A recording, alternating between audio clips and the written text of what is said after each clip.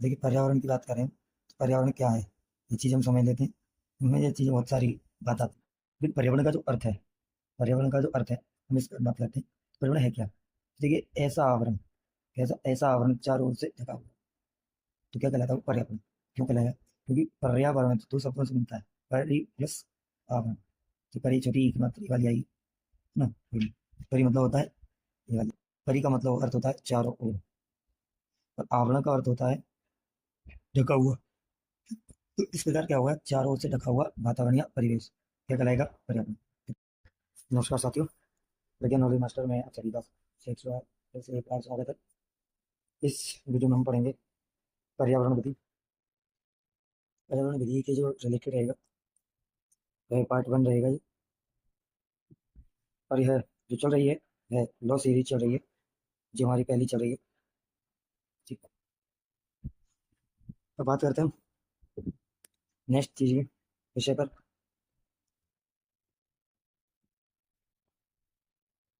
तो स्टार्ट करते हैं वीडियो। वीडियो स्टार्ट करते हैं। पर्यावरण विधि। तो पर्यावरण विधि में सबसे पहला जो पार्ट है, यानी कि इसमें 4 पार्ट दिए गए हैं। तो पहला जो पार्ट है वह है पर्यावरण संरक्षण अधिनियम 1986। दूसरा जो पार्ट है वह है वायु प्रदूषण एवं निवारण अधिनियम 1981। अगला है तीसरा जल प्रदूषण निवारण एवं नियंत्रण अधिनियम 1974। और लास्ट है राष्ट्रीय हरित अधिकरण अधिनियम 2010। तो, तो पहले अधिनियम के बारे में अभी संक्षेप में बात करेंगे। तो पहला अधिनियम जो है पर्यावरण संरक्षण अधिनियम, ये गलत हो गया है, तो ये सही हो गया। पर्यावरण संरक्षण अधिनियम 1986। तो इसमें संक्षेप में क्या है, इसमें केवल 2 ही चीज़ हम पढ़ेंगे। पहला अध्याय, इसमें 4 अध्याय हैं। दूसरा है धाराएं 26, यही हमें पढ़नी है। जो दूसरा अधिनियम है, मैंने जैसे बताया, वायु प्रदूषण एवं निवारण अधिनियम, तो ये पढ़ेंगे हम दूसरे अधिनियम में। तो 7, धारा 7, धारा 54 और अध्याय 7 है इसमें, दूसरा जो अधिनियम है। और 10 54 धारा है और एक अनुसूची है। ठीक है। इसके बाद अगला आता है जिसमें हम पढ़ेंगे जल प्रदूषण निवारण एवं अधिनियम। तो इसमें भी 8 अध्याय हैं और 64 धाराएं, पर इसमें जो है अनुसूची नहीं है। तीसरा जो अधिनियम है वह राष्ट्रीय है, तीसरा नहीं, चौथा लास्ट का जो अधिनियम है, राष्ट्रीय हरित अधिकरण अधिनियम 2010। तो इसमें क्या है, 5 अध्याय पढ़ेंगे और 38 धाराएं और 3 अनुसूची पढ़ेंगे। तो बाकी का ये इसमें एक बुक है जहाँ से हम डायरेक्ट पढ़ेंगे जो है। ठीक है। तो अगला बात करते हैं अगले क्वेश्चन। ठीक है, हमें सबसे पहले यही सब चीज़ समझनी जरूरी है कि हमें पर्यावरण जो एक विधि है हमें बनाने की आवश्यकता क्यों पड़ी। ठीक है। हम जहाँ तक से देखते हैं कि व्यक्ति अधिक से अधिक पैसा कमाने के लिए क्या करते हैं, तो व्यक्ति अधिक से अधिक पैसा कमाने के लिए नई नई चीज़ों का आविष्कार करता है, विचार करता है।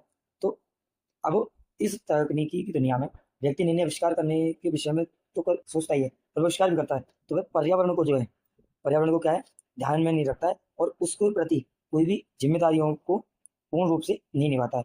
तो इन जिम्मेदारियों को हमें पूर्ण रूप से निभाना है, ये बताने के लिए हमारी जिम्मेदारियां दायित्व यदि नहीं निभाएं तो हमें क्या दिक्कत होंगी, क्या परेशानी होंगी। और अगर हम अपनी उन चीज़ों को नहीं समझे, उसके महत्व को ना समझें, तो हमें किस तरीके से उन्हें सजा भी हमें मिल सकती है। इन सब चीज़ों के लिए हमें अलग अलग अधिनियमों को क्या किया गया, एक किया गया अलग अलग अधिनियमों को, कि जैसे पर्यावरण के लिए अलग एक्ट बना दिया गया, संरक्षण के लिए, वायु प्रदूषण के लिए, जल प्रदूषण के लिए। तो ऐसे ही हरित क्रांति वगैरह के लिए इन सभी के लिए क्या कर दिया गया, एक अलग अलग अधिनियमों को एक करके बताया गया किस तरीके से हमें कार्य करना चाहिए। तो यही हमारा क्या है, पर्यावरण विधि है, कि हमें इन सब चीज़ों की जिम्मेदारियों को समझ सकें। तो इन सब चीज़ों की जिम्मेदारियों को हमें क्या करना है, समझना है। तो यही हमारी जिम्मेदारी है। तो जिम्मेदारियों को हमें समझना है। इस समझ के साथ हमें क्या करना है, ये चीज़ें भी हमें गौर करने वाली हैं।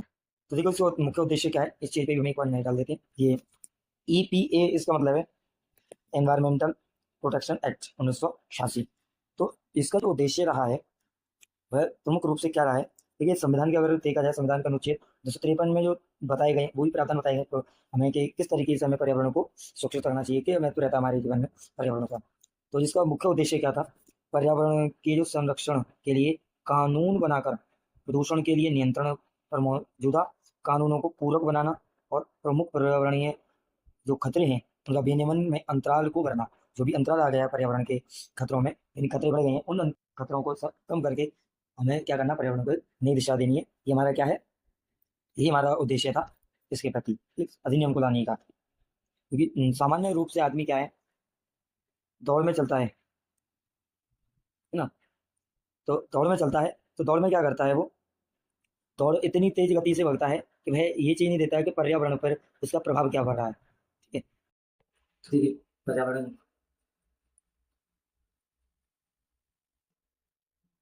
तो हम बात करते हैं पर्यावरण संरक्षण अधिनियम 1986 की। संक्षिप्त में समझिए क्या है। देखिए, धारा 4 है इसमें, और अध्याय 4 है, और धारा 26 है, और यह विस्तार जहाँ भारत पर है। यह जो पारित हुआ है 31 मई 1986 और लागू हुआ है 19 नवंबर 1986 को। उसी वर्ष हो गया, पर कुछ नहीं बोला। इसके अधिनियम की संख्या है 29, जो हमने पिछली चीज़ों में बताई है। इन सब चीज़ों का मतलब क्या होता है, और तो ये रही जाती है। तो आगे बढ़ते हैं हम अध्याय 1, जो प्रारंभिक, जैसा बताया हमने अध्याय 4 है इसमें।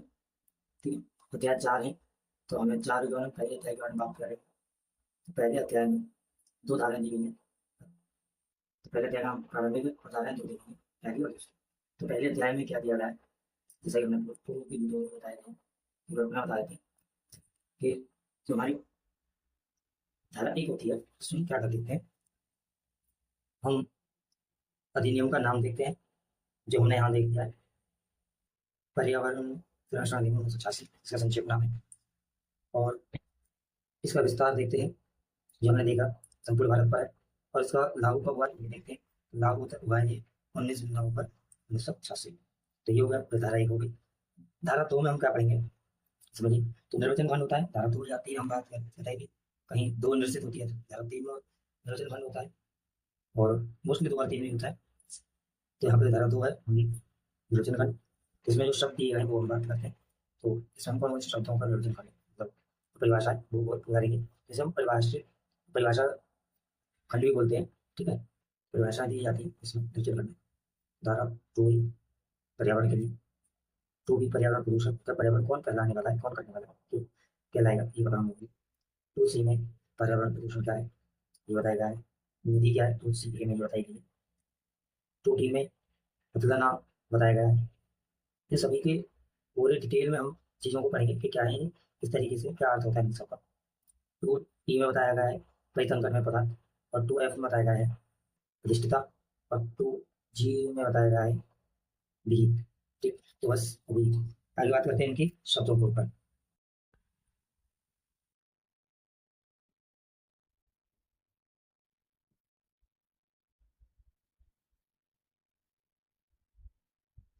स्टार्ट करते हैं वीडियो।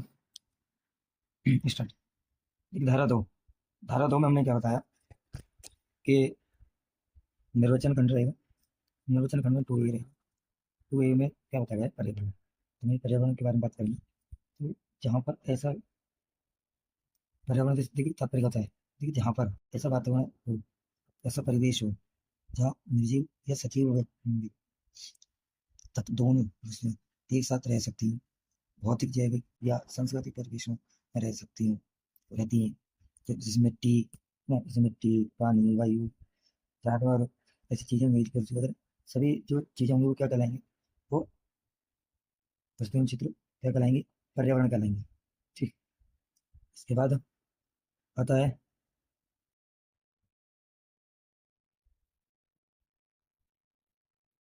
2B।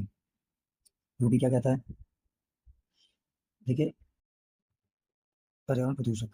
2B में क्या है? पर्यावरण प्रदूषक। तो ऐसे सभी घटक या कारक या पदार्थ जो क्या करते हैं, पर्यावरण को हानि पहुंचाते हैं। वही पदार्थ कैसे हो सकते हैं, जय द्रव ठोस या गैस, किसी भी रूप में हो सकते हैं, तो पर्यावरण प्रदूषण के अंतर्गत आएंगे। जैसे कि बात आती है, जैसे गैस, कारखाना है ना, कारखाना है, तो कारखाने से जो धुआं निकलता है, क्या धुआं, जो निकलता है ना, तो ये क्या कहलाता है? तो ये जो कारखाना होगा, जिस धुआं से जो पर्यावरण को प्रभाव पड़ रहा है, तो वो कारखाना क्या कहलाएगा? पर्यावरण प्रदूषक कहलाएगा। तो यही है इसमें। चलिए अगले आगे बात करते हैं। जैसे कि कारखाने में ज़्यादातर मोस्टली कारखाने ऐसी चीज़ें मोस्टली होती हैं, बहुत सारी चीज़ें और भी होती हैं, जैसे पॉलीथीन हुई, पॉलीथीन भी प्रदूषण है ना। तो द्रव हो गए, रासायनिक पदार्थ में आ जाते हैं, रासायनिक पदार्थ अगर होते हैं खराब वो भी आ जाते हैं। ठीक है, आगे बात करते हैं पर्यावरण प्रदूषण के बारे में। पर्यावरण प्रदूषण यहाँ पर जो बात करते हैं पर्यावरण प्रदूषण, वह देखिए प्रदूषक जो उत्पन्न करता है, इसी से उत्पन्न, तो और किसी प्रकार के प्रदूषण हो जाते हैं। तो प्रदूषक है किसी प्रकार के प्रदूषण उत्पन्न कर देता है, तो वह करता है 5 प्रकार के। सबसे पहला है नंबर 1 वायु प्रदूषण। वायु में जो प्रदूषण होता है, हवा में, वह वायु प्रदूषण।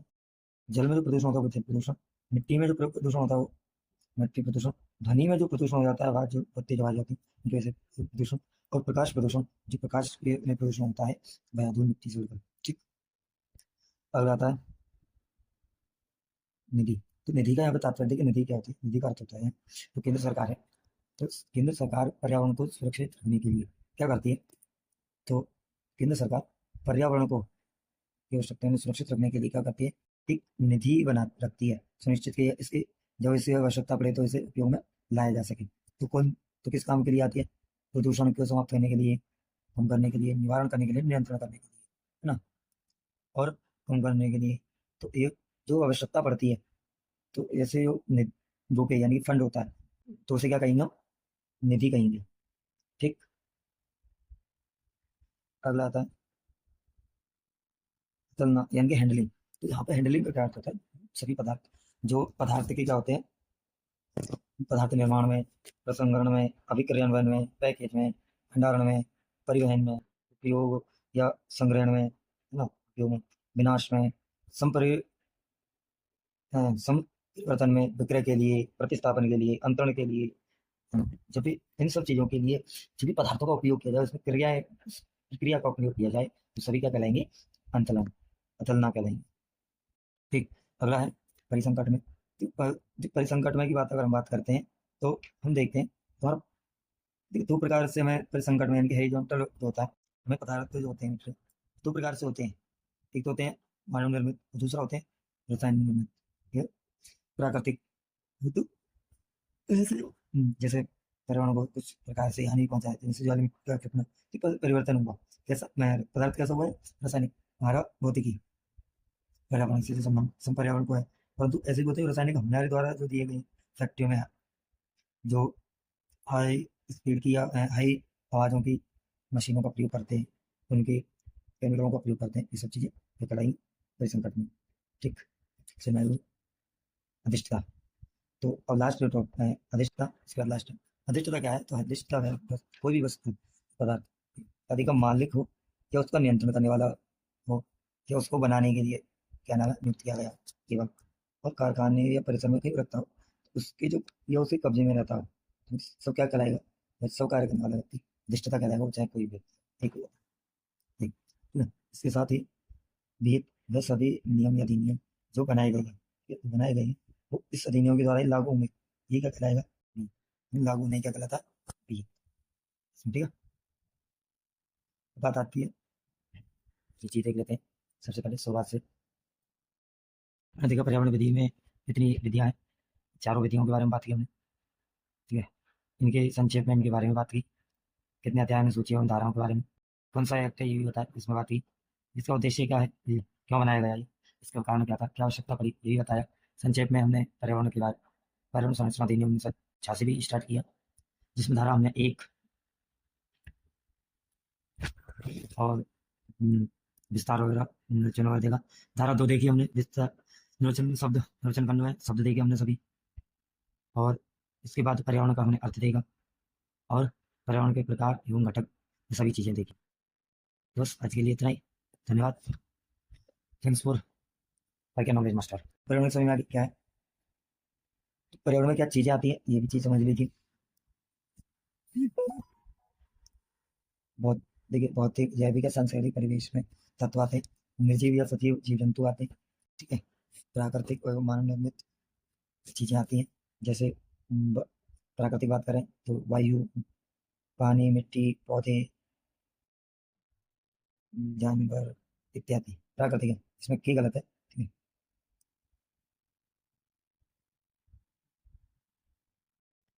इसके बाद आता है मानव निर्मित। तो मानव निर्मित में जैसे कुर्सी, अलमारी, बिल्डिंग इत्यादि सब आती है ना, मकान वगैरह। तो आगे बात करते हैं पर्यावरण के घटक। पर्यावरण के घटक क्या है?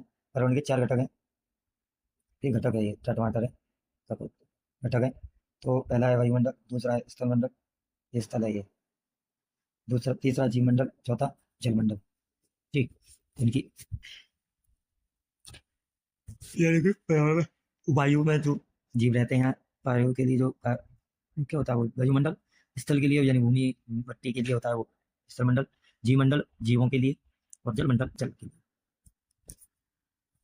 देखिए प्रदूषण के प्रकार जो है 5 प्रकार होते हैं प्रदूषण के। नंबर होता है वायु प्रदूषण, वायु में जो प्रदूषण होता है वो वायु प्रदूषण का होता है। जल में अगर प्रदूषण होता है तो जल प्रदूषण होता है। मृदा में जो मिट्टी में प्रदूषण होता है वो मृदा प्रदूषण होता है। जो ध्वनि में आवाज से द्वारा प्रदूषण होता है वो ध्वनि प्रदूषण। और जो प्रकाश से प्रदूषण होता है वो प्रकाश प्रदूषण।